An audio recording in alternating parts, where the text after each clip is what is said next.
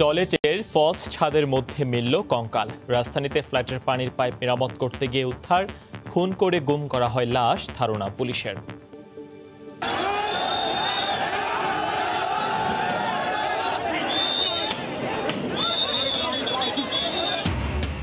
Saudi প্রবাসীদের ভিড় সামলাতে পুলিশের লাঠিপেটা। টিকিটের জন্য টোকেন নিতে সাউদিয়া ও বিমান কার্যালয়ে উপচে পড়া ভিড়।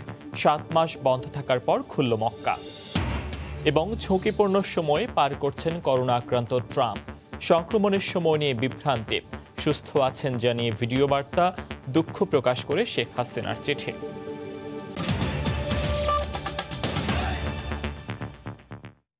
সময় সংবাদে সঙ্গে আছি ফয়সাল মোরশেদ।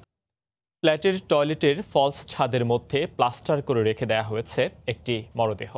দীর্ঘদিন হয়ে যাওয়ায় তা পচে গলে রূপান্তরিত হয়েছে কঙ্কালে। আর সেই কঙ্কালের সঙ্গেই বসবাস করে আসছেন ফ্ল্যাটের বাসিন্দারা। চাঞ্চল্যকর এই ঘটনা রাজধানীর শেওড়াপাড়ায়। গেল মাসের মাঝামাঝিতে খবর পেয়ে কঙ্কালটি উদ্ধার করে পুলিশ। তবে এখনো পর্যন্ত এর কোনো কুলকিনারা করতে পারেননি তারা। রাজধানীর পশ্চিম শেওড়াপাড়ার অসংখ্য অলিগলি পেরিয়ে ৩৮৯ নম্বর ভবন। গণমাধ্যমের খবর, এই ভবনের নিচতলা থেকে উদ্ধার হয়েছে একটি মরদেহের কঙ্কাল। বিষয়টি খোঁজ নিতে সরেজমিনে হাজির সময় সংবাদ। গিয়ে দেখা যায় ৬ তলা ভবনের নিচতলায় দুটি ফ্ল্যাট, যার একটিতে স্ত্রী, সন্তান ও ছোট ভাইকে নিয়ে গত ১০ মাস ধরে ভাড়া থাকে একটি পরিবার। ফ্ল্যাটের বাসিন্দারা জানান, সেপ্টেম্বর মাসের ১৭ তারিখ পানির লাইন মেরামত করতে এসে বেডরুমের টয়লেটের ফলস ছাদের মেঝে ও দেয়ালের মাঝের জায়গা থেকে কঙ্কালটি দেখতে পান স্যানিটারি মিস্ত্রি। কঙ্কালটি পলিথিন দিয়ে ঢেকে তার উপর আলাদাভাবে প্লাস্টার করা ছিল বলেও জানান ভাড়াটিয়া ও বাড়ির মালিক। ২৯ বছর আগে ভবনটি নির্মাণ করা হয়েছিল।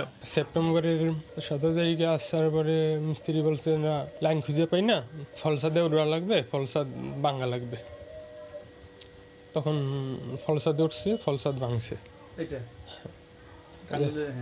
ওই জায়গায় ভাঙার পরে দেখে এরকম কঙ্কাল। মিস্ত্রি বলছে সিমেন্ট মাটি দিয়ে ডালাই দেওয়া ছিল, এরপর উপরে পলি দিয়া ডালাই দিছে।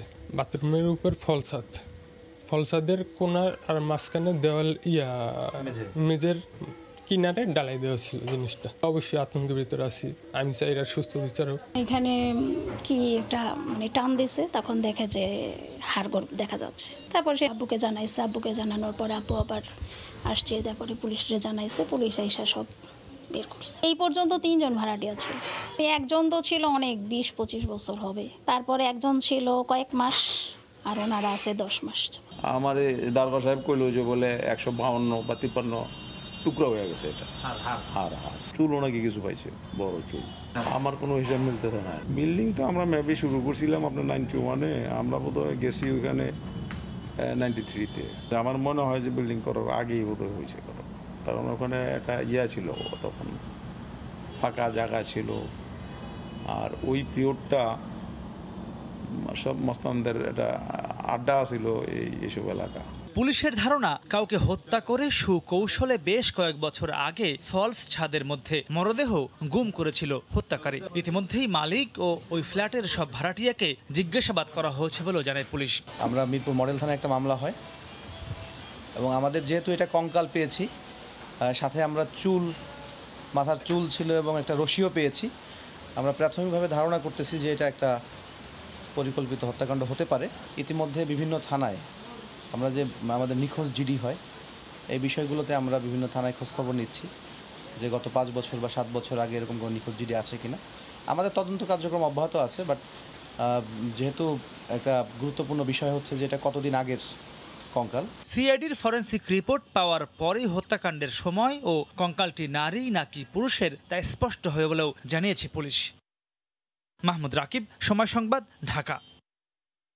সিলেটের এমসি কলেজে গৃহবধূ ধর্ষণ মামলার 2 আসামি তারেক ও মাসুমকে তোলা হয়েছে আদালতে।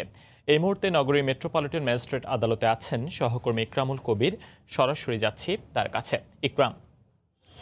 ধন্যবাদ ফয়সাল। সিলেটের এমসি কলেজ ছাত্রাবাসে গণধর্ষণ মামলার যেই সর্বশেষ দুই আসামি আটককৃত দুই আসামি যারা রিমান্ডে ছিল তাদের আজকে আদালতে তোলা হয়েছে এবং রিমান্ড শেষে তারেক এবং মাসুম এই দুজনেরকে আদালত তোলা হয়েছে। তারেককে তোলা হয়েছে সিনিয়র মেট্রোপলিটন ম্যাজিস্ট্রেট জিয়াদুর রহমানের আদালতে এবং মেট্রোপলিটন ম্যাজিস্ট্রেট সাইফুর রহমানের আদালতে তোলা হয়েছে মাসুম, এবং তারা তাদের দুজনকে সময় দেওয়া হয়েছে এবং সময় পাওয়ার পর তারা দুজনই স্বীকারোক্তিমূলক জবানবন্দি দিচ্ছে এবং দায় স্বীকার করে যে জবানবন্দি দিচ্ছে তার প্রায় শেষ পর্যায়ে রয়েছে। আমি আদালত সূত্র থেকে যেটা জেনেছি সেটা হচ্ছে কি আর সব কিছু মিলে আধা ঘন্টা সময় লাগবে। এই আধা ঘন্টা সময়ের মধ্যেই এই জবানবন্দির প্রক্রিয়া শেষ হবে। এবং এখানে আরেকটা বিষয় হচ্ছে কি জেলা ও দায়রা জজ সিনিয়র জেলা ও দায়রা জজ জনাব মোহাম্মদ বজলুর রহমানের নেতৃত্বে যে বিচার বিভাগীয় তদন্ত কমিটি করা হয়েছে সেই বিচার বিভাগীয় তদন্ত কমিটির পক্ষ থেকে একটি নোটিশ টানানো হয়েছে এই জেলা ও দায়রা জজ আদালতের সামনে।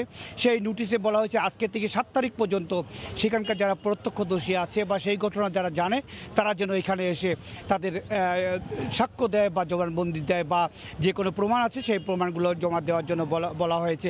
এবং বলে রাখা প্রয়োজন মহামান্য হাইকোর্ট 29 তারিখ এই বিচার বিভাগীয় তদন্ত কমিটি করে দেওয়া হয়েছে এবং তদন্ত কমিটির বিভিন্ন বিষয়ে তারা দেখবেন এবং ইতিমধ্যেই সেই তদন্ত কমিটি এলাকা পরিদর্শন করেছে, ঘটনাস্থল পরিদর্শন করেছে এবং কলেজ ক্যাম্পাস পরিদর্শন করেছে এবং তারা সেই অবস্থায় এখন 15 দিনের মধ্যে 15 কার্যদিবসের মধ্যে সেই বিচার বিভাগীয় তদন্ত কমিটির তাদের রিপোর্ট পেশ করবেন। তার ধারাবাহিকতায় এই 4 তারিখ অর্থাৎ আজকে থেকে 7 তারিখ পর্যন্ত প্রত্যক্ষদর্শীদের সাক্ষ্য গ্রহণ করছেন এইখানে এই যে সভাকক্ষে এখানে জনাব মোহাম্মদ বজলুর রহমান যিনি সিনিয়র জেলা ও দায়রা জজ সিলেটের তার সভাকক্ষে সাক্ষ্য গ্রহণ করা হবে। অন্যদিকে যেই দুজনের 2 নম্বর আসামি এই মামলা 2 নম্বর আসামি তারেক এবং 6 নম্বর আসামি মাসুম তাদের দুজনের সাক্ষ্য গ্রহণ করা হচ্ছে। তারা স্বীকারোক্তিমূলক জবানবন্দি দিচ্ছে। ইতিমধ্যে 6 জন এই আসামির প্রধান আসামি সাইফুর রহমান 6 জনই 2 দিনে তারা স্বীকারোক্তিমূলক জবানবন্দি দিয়েছেন এবং তারা দায় স্বীকার করেছেন বিভিন্ন এই যে পুরো ধর্ষণ মামলার এবং ছিনতাইয়ের ঘটনা এবং গাড়ি জব্দ করার ঘটনা সমস্ত ঘটনা এই 2 দিনে 6 জনের বক্তব্য থেকে উঠে এসেছে। এখন সর্বশেষ রয়েছে আজকে 2 জন। ইতিমধ্যে এই 8 জনের ডিএনএ পরীক্ষার জন্য ঢাকায় প্রেরণ করা হয়েছে। ঢাকা থেকে সবচেয়ে 21 দিনে 15 থেকে 21 দিনের মধ্যে ডিএনএ পরীক্ষার রিপোর্ট আসার পরেই বোঝা যাবে যে আসলে এই ঘটনার সাথে কারা একেবারে প্রত্যক্ষ ধর্ষণের সাথে জড়িত ছিল এবং কারা এই ধর্ষণের কাজে সহায়তা করেছিল। ফয়সাল, মোটামুটি এই ছিল সিলেট এমসি কলেজ ছাত্রাবাসের গণধর্ষণ মামলার কার্যক্রমের সর্বশেষ। সহকর্মী ইকরামুল কবির সরাসরি যুক্ত হয়ে জানাচ্ছিলেন সিলেটের মেট্রোপলিটন ম্যাজিস্ট্রেট আদালত থেকে। এবার টোকেন নিতে গিয়ে লাঠিপেটার শিকার হলেন সৌদি প্রবাসীরা। প্রতিদিনের মতো আজও সকালে রাজধানীর কারওয়ান বাজারে সাউদিয়া এয়ারলাইন্সের সামনে ভিড় করেন তারা। এ সময় টোকেন নিতে ভেতরে ঢুকতে না পেরে হোটেল সোনারগাঁওয়ের গেট ভাঙচুর করেন সৌদিগামীরা। পরিস্থিতি নিয়ন্ত্রণে আনতে এ সময় পুলিশ লাঠিচার্জ করে। পরে দুপুর 1টার দিকে ভিসার মেয়াদ বিবেচনায় 1,500 টোকেন দেওয়ার কথা জানায় সাউদি এয়ারলাইন্স।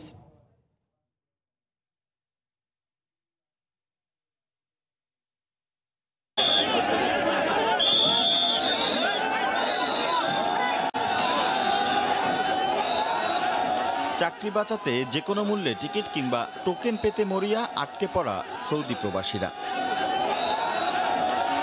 বারবার আশ্বাসেও কোনো সুরাহা না হওয়ায় ভেঙে পড়েছে সব ধৈর্যের বাঁধ। রোববার 9:30 নাগাদ ফটক ভেঙে ভেতরে প্রবেশ করেন টোকেন প্রত্যাশীরা। পরিস্থিতি সামাল দিতে লাঠিচার্জ করে পুলিশ। এ সময় আহত হন বেশ কয়েকজন। আজকে যে টোকেন দেন এখন আমরা কি করি?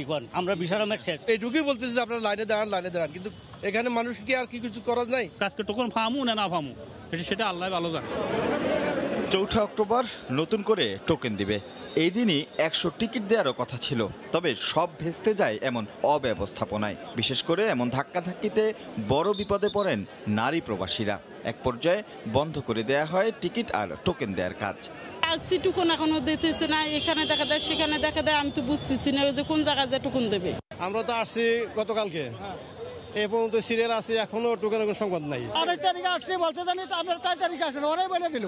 ওরা কি করে দেবেন? আমি 21 তারিখে আমি টোকেন নিয়ে গেছি, এখন আমার কিছু হয়নি।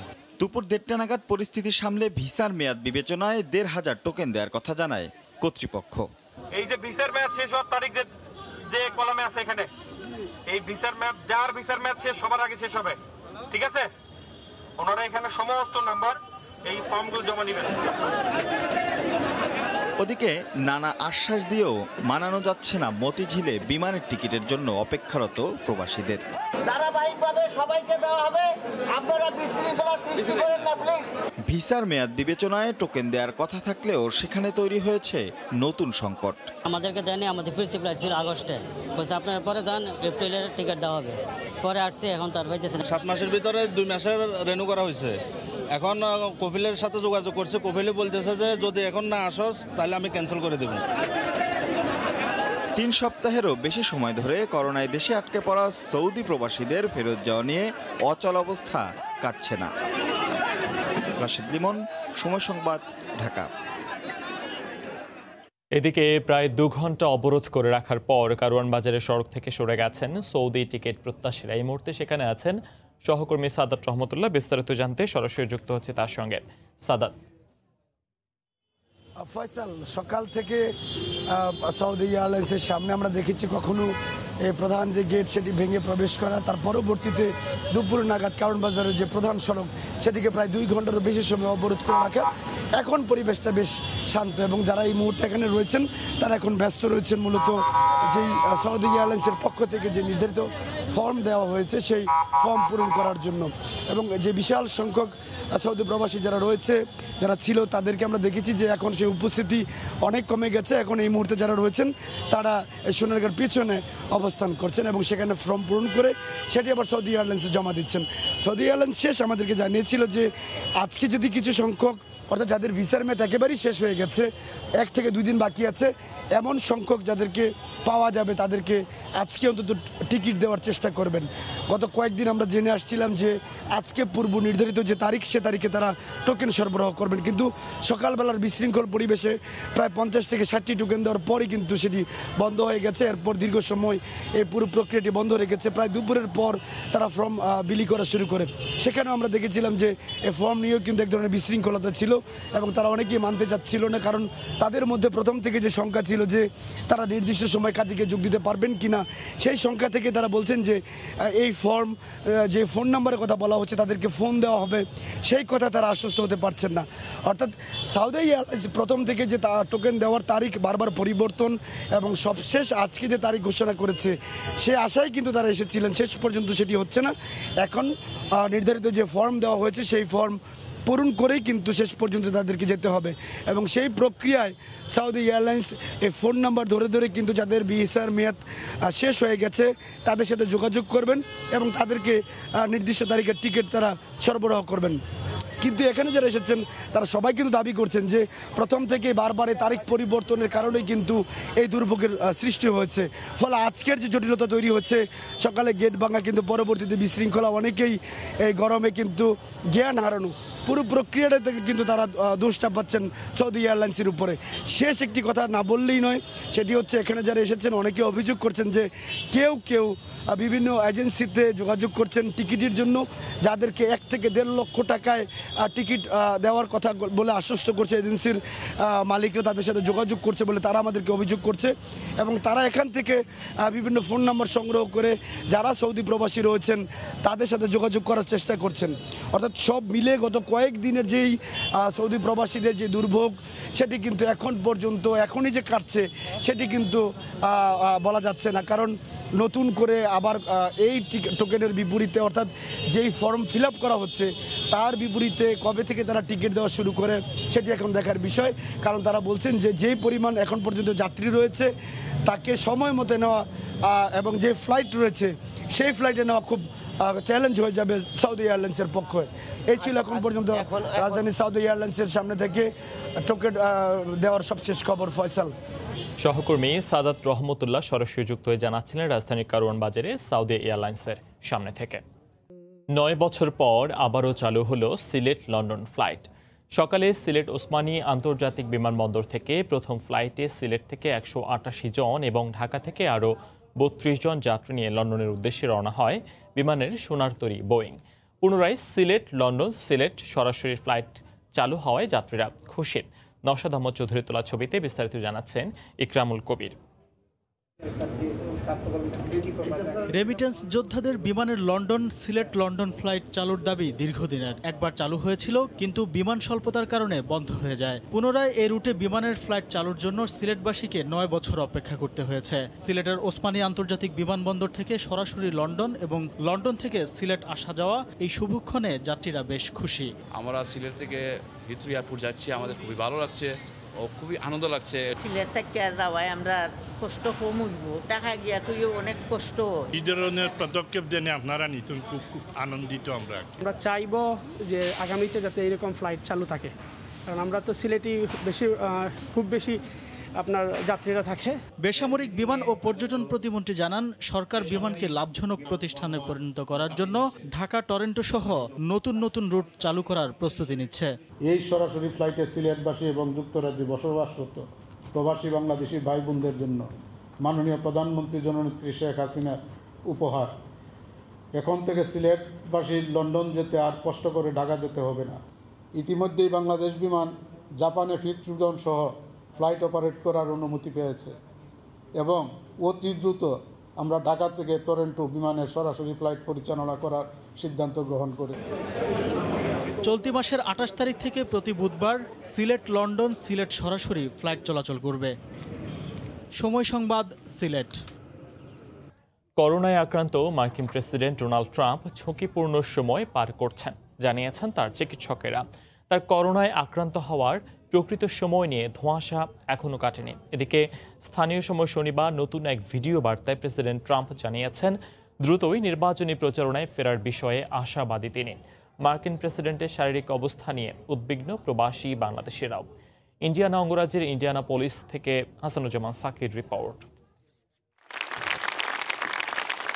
সুপ্রিম কোর্টের বিচারপতি নিয়োগের মনোনয়ন নিয়ে তুমুল বিরোধিতার মুখে পড়েছিলেন মার্কিন প্রেসিডেন্ট ডোনাল্ড ট্রাম্প। কে জানতো সেই বিচারক মনোনয়নের অনুষ্ঠানই কাল হবে তার জন্য। ওই অনুষ্ঠানের পরেই করোনার লক্ষণ দেখা দেয় প্রেসিডেন্ট ও ফার্স্ট লেডির। আক্রান্ত হন সেখানে যোগ দেয়া আরও অন্তত 8 থেকে 10 জন। এই অবস্থায় স্বাভাবিকভাবেই প্রশ্ন উঠে, তবে কি তিনি কোভিড আক্রান্ত হয়েই বাইডেনের সঙ্গে প্রথম নির্বাচনী বিতর্কে অংশ নিয়েছিলেন? এদিকে ট্রাম্পের শারীরিক অবস্থা নিয়ে এক এক সময় এক এক খবর পাওয়া যাচ্ছে। চিকিৎসকরা জানিয়েছেন প্রেসিডেন্টের শারীরিক অবস্থার অবনতি হয়নি, স্থিতিশীল রয়েছে। বলা হয়েছে পরবর্তী 48 ঘন্টা ট্রাম্পের জন্য ঝুঁকিপূর্ণ। এমন পরিস্থিতির মধ্যেই শনিবার হাসপাতাল থেকে ভিডিও বার্তা দেন 74 বছর বয়সী ট্রাম্প। বলেন তিনি ভালো আছেন, তবে পরবর্তী কয়েকটা দিন সবার জন্যই হবে আসল পরীক্ষা। I came here, wasn't feeling so well. I feel much better now. এদিকে আসন্ন নির্বাচনকে কেন্দ্র করে ইতিমধ্যে রিপাবলিকান দলের সব ধরনের প্রচারণা ও কর্মসূচি বাতিল করা হয়েছে। উদ্বিগ্ন যুক্তরাষ্ট্রে বসবাসকারী বাংলাদেশিরাও। আশা করছি উনি এখন হয়তোবা উপলব্ধি করতে পারবে যে এটা আসলে সবার জন্য, আমাদের সবার জন্যই একটা ডেঞ্জারাস কন্ডিশন ছিল। আমাদের সবাইকে ধৈর্য ধরতে হবে এবং দেখতে হবে যে নির্বাচন হবে কি না হবে। এদিকে প্রেসিডেন্টের করোনায় আক্রান্ত হওয়ার পরবর্তী ঘটনা প্রবাহে হোয়াইট হাউসের বিশ্বাসযোগ্যতা নিয়ে প্রশ্ন দেখা দিয়েছে। প্রেসিডেন্ট ডোনাল্ড ট্রাম্প অসুস্থতার কারণে শারীরিকভাবে প্রচারণার সক্ষমতা হারালে নির্বাচন কি হবে? এ মাসেই যে 2টি নির্বাচনী বিতর্ক রয়েছে তাও হবে কিনা, এসব নানা বিষয় এখন ঝুলে আছে অনিশ্চয়তায়। হাসানুজ্জামান সাকি, সময় সংবাদ, ইন্ডিয়ানাপলিস, ইন্ডিয়ানা। এদিকে সস্ত্রীক করোনায় আক্রান্ত হওয়ায় মার্কিন প্রেসিডেন্ট ডোনাল্ড ট্রাম্পকে দুঃখ প্রকাশ করে চিঠি দিয়েছেন প্রধানমন্ত্রী শেখ হাসিনা। রোববার দেয়া সেই চিঠিতে শেখ হাসিনা লিখেছেন, পুরো বিশ্ব যখন একসঙ্গে এই মহামারী মোকাবিলা করছে তখন মার্কিন প্রেসিডেন্টের আক্রান্ত হওয়ার খবর খুবই দুঃখজনক। শেখ হাসিনা আশা প্রকাশ করে চিঠিতে বলেন, শিগগিরই মেলানিয়া ট্রাম্প সহ মার্কিন প্রেসিডেন্ট সুস্থ হয়ে করোনা চ্যালেঞ্জ মোকাবিলায় নেতৃত্ব দেবেন। ভয়াবহ এই ভাইরাসে বিপুল মার্কিনের মৃত্যু সত্ত্বেও করোনার যুদ্ধে ডোনাল্ড ট্রাম্পের ভূমিকার প্রশংসা করেন প্রধানমন্ত্রী শেখ হাসিনা। স্বাস্থ্য অধিদপ্তরের হিসেবে করোনায় আক্রান্ত হয়ে দেশে আজও 23 জন মারা গেছেন। নতুন করে শনাক্ত হয়েছেন 1125 জন রোগী। এ নিয়ে দেশে মোট রোগীর সংখ্যা বেড়ে দাঁড়িয়েছে 3,68,690 জনে।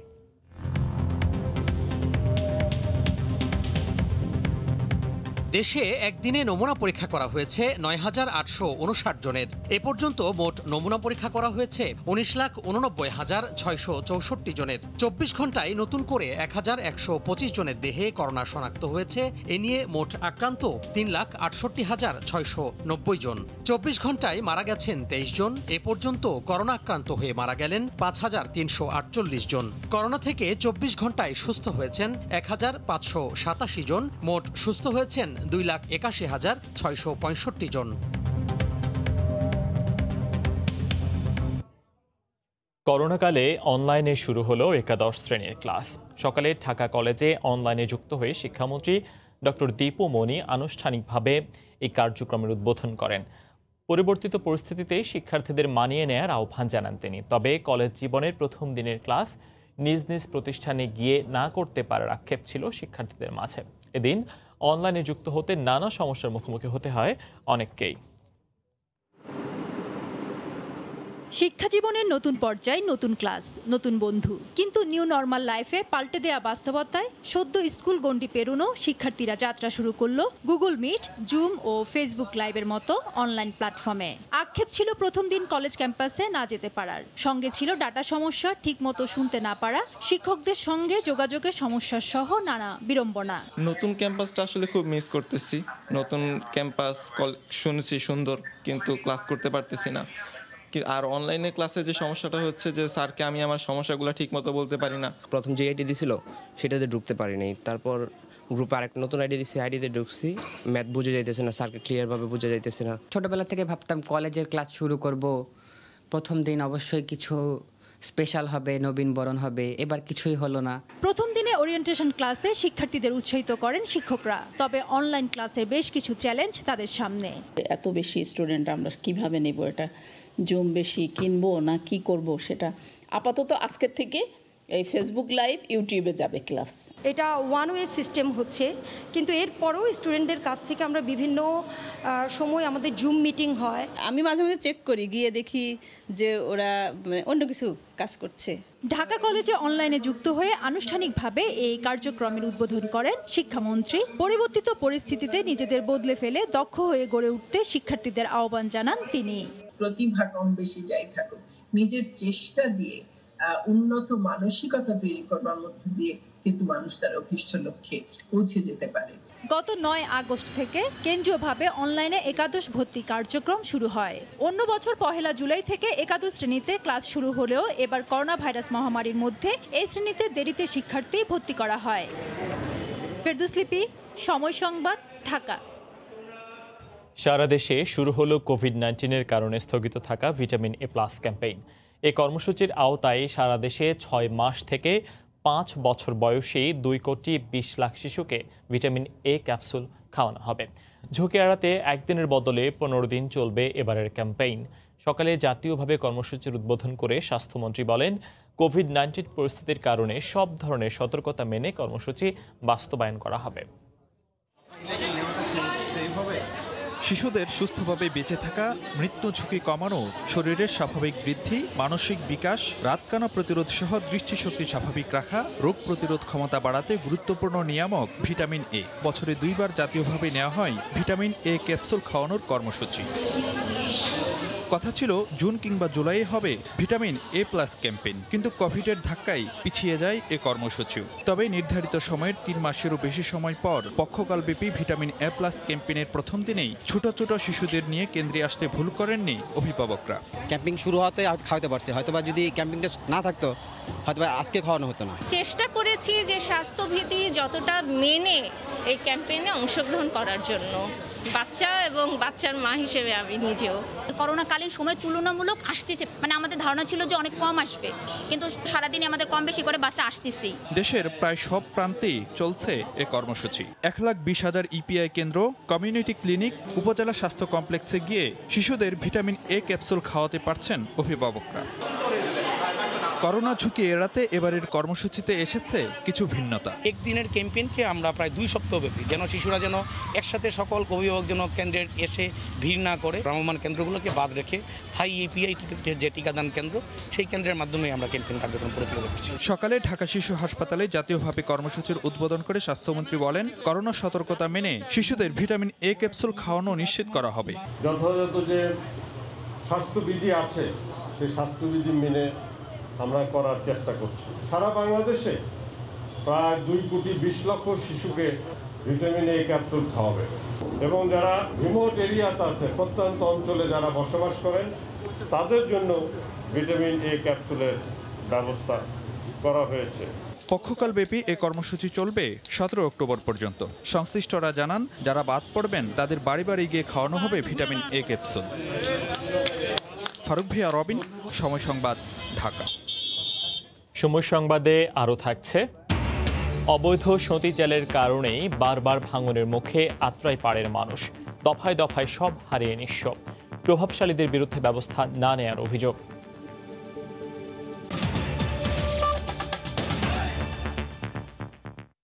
পলাতক থাকার সময় বিদেশের অনেক অবৈধ সম্পদই বিক্রি করে দিয়েছেন স্বাস্থ্য অধিদপ্তরের 4র্থ শ্রেণীর কর্মচারী আফজাল হোসেন।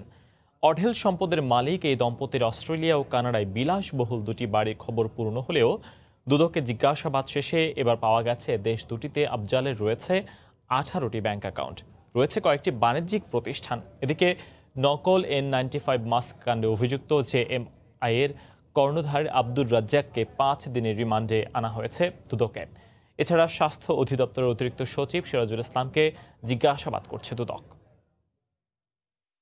স্বাস্থ্যের 4র্থ শ্রেণীর কোটিপতি কর্মচারী বলতেই এখন আফজাল হোসেনের নাম। তার স্ত্রী একই অধিদপ্তরের শিক্ষা ও স্বাস্থ্য জনশক্তি উন্নয়ন শাখার স্টেনোগ্রাফার রুবিনা খানমেরও ঢাকায় রয়েছে বেশ কয়েকটি বাড়ি। আফজাল গত 1 বছরে সপরিবারে বিদেশ সফর করেছেন 28 বারের বেশি।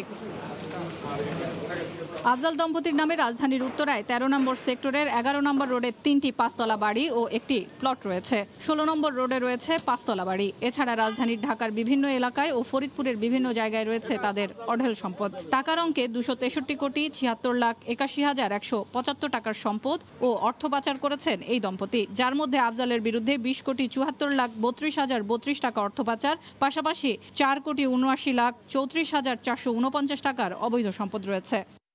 দীর্ঘদিন পলাতক থাকার পর গত 26 আগস্ট আফজাল আদালতে আত্মসমর্পণ করলে কারাগারে পাঠানোর আদেশ দেন আদালত। এ পরিপ্রেক্ষিতে 2 মামলায় 20 দিনের রিমান্ড চাইলে 14 দিনের রিমান্ড মঞ্জুর করেন আদালত। জিজ্ঞাসাবাদের পর দুদক সূত্রে জানা যায়, অস্ট্রেলিয়া ও কানাডায় স্বাস্থ্যের কেরানি আফজালের বিলাসবহুল 2টি বাড়ি ছাড়াও 18টি ব্যাংক হিসাব পেয়েছে দুদক। তার তত্ত্বাবধানে চলে 3টি বাণিজ্যিক প্রতিষ্ঠানও। তবে দুদকের মামলার পর পলাতক থেকে অনেক সম্পত্তি বিক্রি করেছেন আফজাল।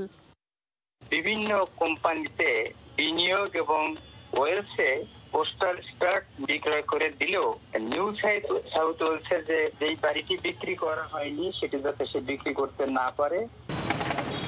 আফজাল দম্পতির জ্ঞাত আয় বহির্ভূত সম্পদ অর্জন ও অর্থ পাচারের অভিযোগ তদন্ত শেষে গত বছরের 27 জুন পৃথক 2টি মামলা করে দুর্নীতি দমন কমিশন। সেলিয়া সুলতানা, সময় সংবাদ, ঢাকা। রাজধানীর ফুটপাত দখলমুক্ত করতে নগরীর উত্তরা জসিমউদ্দিন রোডে অবৈধভাবে রাখা নির্মাণ সামগ্রী নিলামে বিক্রি করা হয়েছে। একই সঙ্গে অবৈধ সাইনবোর্ড উচ্ছেদ করতে অভিযান চালিয়েছে উত্তর সিটি কর্পোরেশন। সকাল 10:30টায় এই অভিযান শুরু হয়।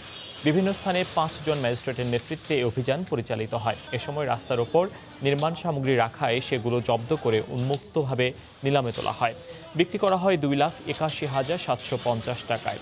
এই অভিযান পরিদর্শনে আসেন ডিএনসিসি মেয়র আতিকুল ইসলাম। এ সময় সিটি কর্পোরেশনের নিয়ম নীতি মেনে সাইনবোর্ড টানাতে ব্যবসায়ীদের প্রতি আহ্বান জানান তিনি।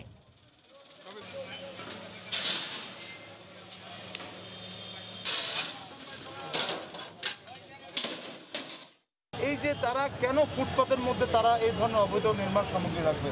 এই যে সাইনবোর্ডগুলো, এগুলো কিন্তু ওনারা পারমিশন নিয়ে কিন্তু করতে পারেন। এতে 100 টাকা করে এবং 150 টাকা করে যদি আলোকিত হয়, কিন্তু ওনাদেরকে বারবার বলার পরেও কিন্তু ওনারা করছেন না। কোনো ঝুলন্ত তার রাস্তায় থাকবে না, ফুটপাতে কোনো অবৈধ নির্মাণ সামগ্রী থাকবে না, কোনো বিলবোর্ড সাইনবোর্ড, ঢাকা শহরের অবৈধ বিলবোর্ড সাইনবোর্ড কোনো কিছু থাকবে না। আমরা একটি ক্লিন সিটি চাই, একটি স্মার্ট সিটি চাই। আমদানি শুল্ক বেড়ে যাওয়ায় তার প্রভাব পড়েছে ফলের বাজারে। পাইকারি ব্যবসায়ীরা বলছেন দাম বেশি দিয়ে কিনে নিতে হচ্ছে, তাই খুচরা বাজারেও বেশি দামেই বিক্রি করতে হচ্ছে তাদের। এটি দেশের সবচেয়ে বড় ফলের বাজার বুড়িগঙ্গা তীরের বাদামতলীর চিত্র। প্রতিদিন মধ্যরাত থেকে দিনভর ফলের বিক্রি হয় এখানে। হাকডাকে সরগরম পুরো এলাকাটি মুখর থাকলেও তীব্র যানজটে ভোগান্তি নিত্যদিনের সঙ্গী। যানজটটা আমাদের প্রতিদিনই লেগে থাকে। যানজটের বিকল্প হইল যদি সরকার চায়, যদি বিকল্প রাস্তা করিয়া দেয় সাইডে দিয়া, তাহলে সুবিধা হয়। করোনার কারণে প্রায় 3 মাস বন্ধ থাকার পর প্রাণ ফিরেছে বাদামতলীতে, তবে আগের চেয়ে বিক্রি কম। তার উপর আমদানি শুল্ক বেড়ে যাওয়ায় তার প্রভাব পড়েছে দামে। 25 টাকা কেজিতে মাল কিনতেছি আমরা, কিন্তু বাংলাদেশে আইসা ওইটার গভর্নমেন্ট ট্যাক্স দিতে হয় 32 টাকা কেজি, তারপরে গাড়ি ভাড়া, অনেক খরচ। এখান থেকে পাইকারি দামে ফল কিনে দেশের বিভিন্ন স্থানে সরবরাহ করেন ব্যবসায়ীরা। করোনার সময় ব্যবসা মন্দ থাকলেও এখন বিক্রি কিছুটা বেড়েছে। করোনাকে ভালো বেচা কিনে হইতো, বাইরেও মাল টানতো, কিন্তু করোনার পরে এখন ব্যবসা বাণিজ্য সব দিক দিয়ে অসুবিধা। মাল জিনিসের যে দাম হওয়ার কথা কিন্তু সে দাম না, তার থেকে দাম একটু বেশি। মালটা 2200 থেকে 2250, আপেল 2400 থেকে 2800, আম প্রতি কেজি 300, বেদানা কেজি 160 থেকে 220 টাকা বিক্রি হচ্ছে। প্রতিদিন অন্তত 100 খানেক ট্রাকে ফল আসে বাদামতলীতে। সানবীর রূপল, সময় সংবাদ, ঢাকা। অবৈধ সঁতি জালে পানি প্রবাহ বাধাগ্রস্ত হওয়ার কারণেই বারবার ভয়াবহ ভাঙনের মুখে পড়ছেন আত্রাইপাড়ের মানুষ। দফায় দফায় বসত ভিটা সহ সব হারিয়ে নিঃস্ব হচ্ছেন তারা। আল মামুনের পাঠানো তথ্য ছবি নিয়ে রিপোর্ট।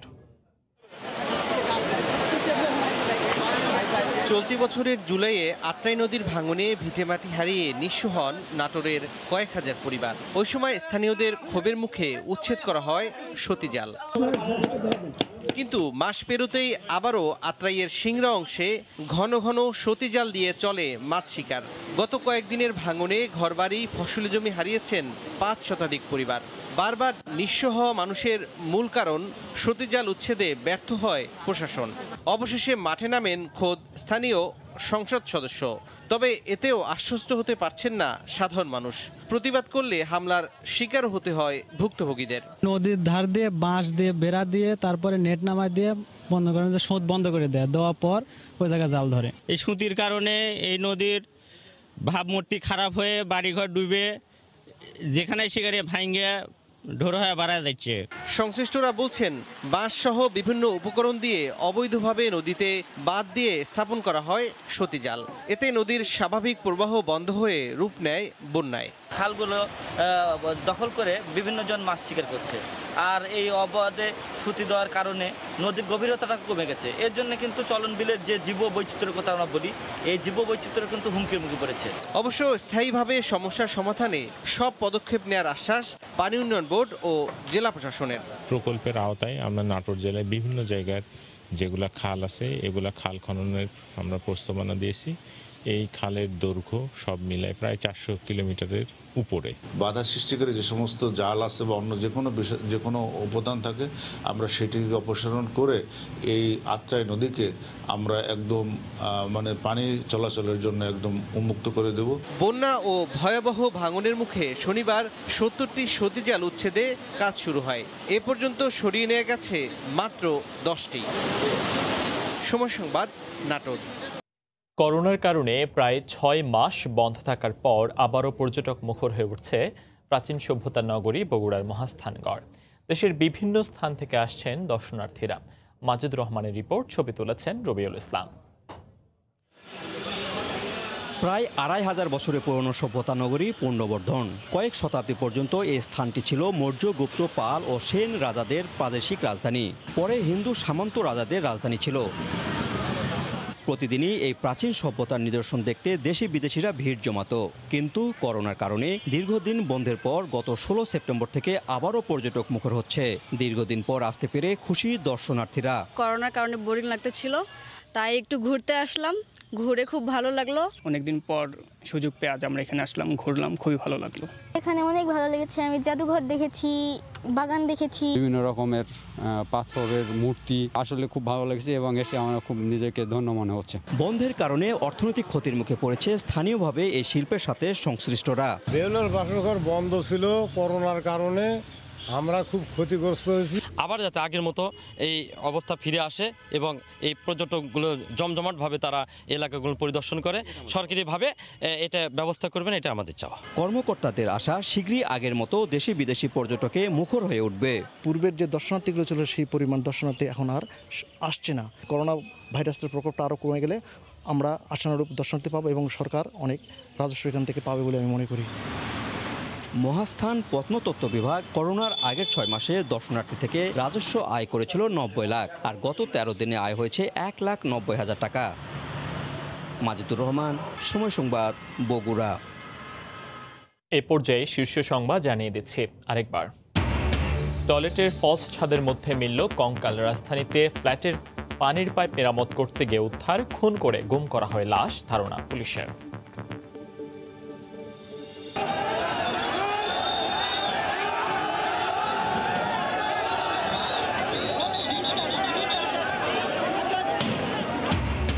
সৌদি প্রবাসীদের ভিড় সামলাতে পুলিশের লাঠিপেটা। টিকিটের জন্য টোকেন নিতে সাউদিয়া ও বিমান কার্যালয়ে উপচে পড়া ভিড়। 7 মাস বন্ধ থাকার পর খুলল মক্কা।